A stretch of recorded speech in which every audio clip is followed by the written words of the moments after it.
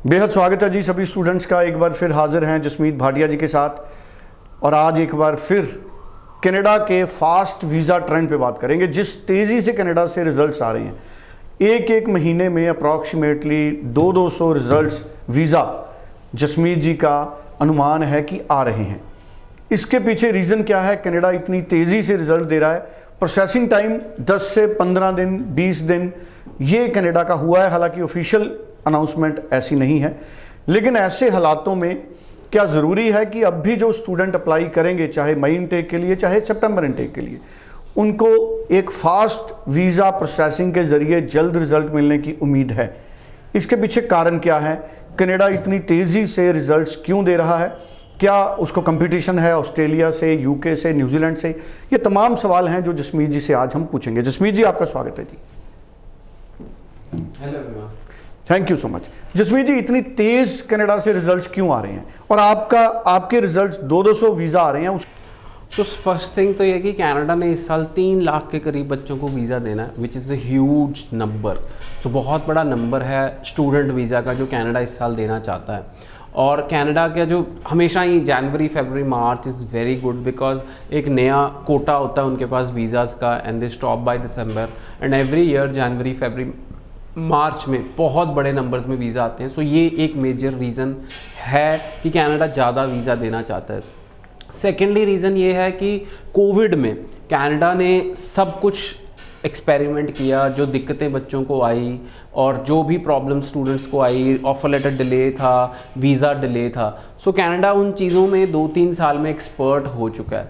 सो results बहुत तेज़ी से आ रहे हैं। कनाडा ने एक्स्ट्रा वीज़ा ऑफिसर्स हायर करने थे, एक्स्ट्रा टीम डेवलप करनी थी, सॉफ्टवेयर डेवलप करने थे, सब कुछ जो डेवलप करना था वो डेवलप कर लिया है और already they are processing their cases now very very fast. So this is the main reason कि उनको जो तंगी वाला टाइम था वो सारा निकल चुका है। वेयर एज अगर हम बाकी कंट्रियों से कंपेयर करते हैं, ऑस्ट्रेलिया से, यूके से, ऑस्ट्रेलिया में ऑफर्स नहीं आ रही, वीज़ा डिलेज हैं, डिपेंडेंट वीज़ा डिलेज हैं। यूके में ऑफर आ जाती है तो कैश नहीं आता, तो कैश में डिलेज है because those countries are going through what Canada has already gone through. So अब उनके पास प्रॉपर टीम है, हर कॉलेजेस के पास एक्स्ट्रा टीम है, हर क्या कहते हैं एम्बेसी के पास एक्स्ट्रा वीज़ा ऑफिसर्स हैं। सो आई थिंक कि कनाडा ने वो जो कोविड में सबको सपोर्ट किया उसका आज बेनिफिट स्टूडेंट्स को मिल रहा है। यूएस से भी देखो अब कह रहा है कि 1 अप्रैल से जो उन्होंने नई टीम हायर की है, they will be expert and they will do lot of visa processing. US से भी बहुत बड़े नंबर्स में वीज़ा देना चाहता है। So right now all the countries across the globe उनको स्किल शॉर्टेज की बहुत बड़ी प्रॉब्लम से जूझ रहे हैं, एंड कनाडा उसमें नंबर 1 चल रहा है। मतलब कनाडा ने अपना एक ऐसा सिस्टम बना लिया है जो इमिग्रेशन से बहुत ज़्यादा बेनिफिट्स ले रहा है। सो स्टूडेंट, बाकी कंट्रीज भी ऐसा ही करना चाहते हैं, but right now they are not capable of doing it, but in future they will also do it. So students, Canada right now is the country to go. अगर साल चलता है, 2 साल चलता है, 5 साल चलता है, तो it is purely beneficial for everybody because Canada में जो सेटलमेंट ऑप्शंस हैं वो बहुत ही बढ़िया हैं, उसका ज़रूर हम बेनिफिट लें। काम की बात तो अगर करें तो आज स्टूडेंट चले जाए बॉम्बे तो उसको काम नहीं मिलता इमीडिएटली। सो कनाडा में 10-15 दिन, 20 दिन, महीना लग सकता है आपको काम ना मिले, पर काम बहुत ज़्यादा है। काम आप कहें कि सिर्फ मेरे को टोरंटो, ब्रैम्पटन और सरी में ही जाना और काम चाहिए, so already those are very very concentrated areas of Punjabis and Indians.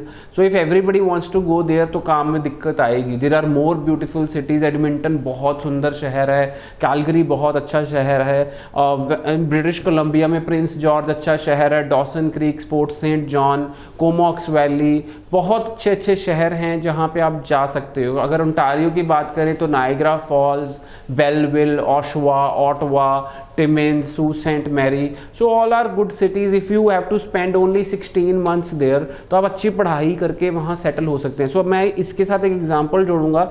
मेरा एक स्टूडेंट था, उसने पढ़ाई की सडबरी से, तो उसकी फैमिली थी सारी ब्रैम्पटन में। सो वो ब्रैम्पटन आ गया और ब्रैम्पटन में उसने 3-4 साल जॉब कर ली। सो जब उसने घर खरीदना था, so he went back to Sudbury, क्योंकि उसने देखा कि ब्रैम्पटन टोरंटो में तो घर $1 मिलियन का है और उसने सडबरी में जाके $3 लाख का घर खरीदा। सो आप सोचो कि जो घर 1 मिलियन यानी 10 लाख डॉलर का था वो उसने 3 लाख डॉलर में सडबरी में जाके खरीदा और उसको अच्छी जॉब भी मिल गई Sudbury. So I can give you examples कि people are moving from Brampton Toronto to other smaller cities because property prices are really high, living cost is very very high.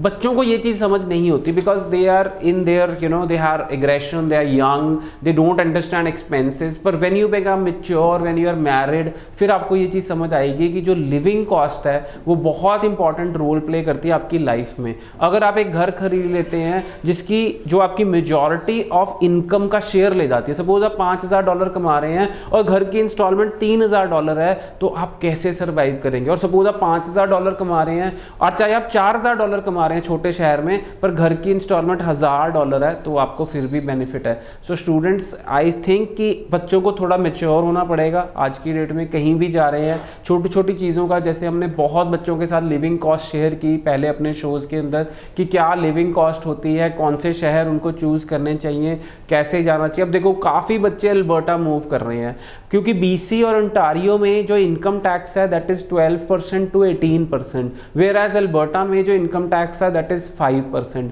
So students, अगर आप $5,000 महीने का कमा रहे हैं तो BC और ओंटारियो में आप दे रहे हैं $750 इनकम टैक्स और एडमिंटन में आप दे रहे हैं $250।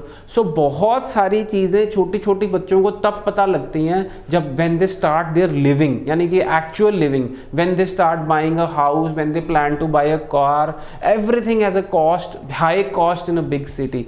सो स्टूडेंट्स, आई फील कि स्टूडेंट्स काफ़ी ज़्यादा नॉलेज होनी चाहिए और सही कंसल्टेंट आपसे ये नॉलेज शेयर कर पाएंगे। सो लैंडमार्क इमिग्रेशन के जो ऑफिसेज हैं बहुत ही जल्दी हमारे पैन इंडिया ऑफिसेज होंगे, पर इस टाइम पे हमारा ऑफिस वडोदरा गुजरात, हरियाणा में करनाल में, हरियाणा में जींद में, चंडीगढ़ सेक्टर 17 में हमारा ऑफिस है, फेस 8B मोहाली में हमारा हेड ऑफिस है, लुधियाना, जलंधर, अमृतसर में हमारा ऑफिस है, मोगा, बठिंडा, जम्मू में हमारा ऑफिस है। तो आप हमारे नियरेस्ट ऑफिस विजिट करें और कोई भी क्वेरी है उसको सॉल्व कर सकते हैं।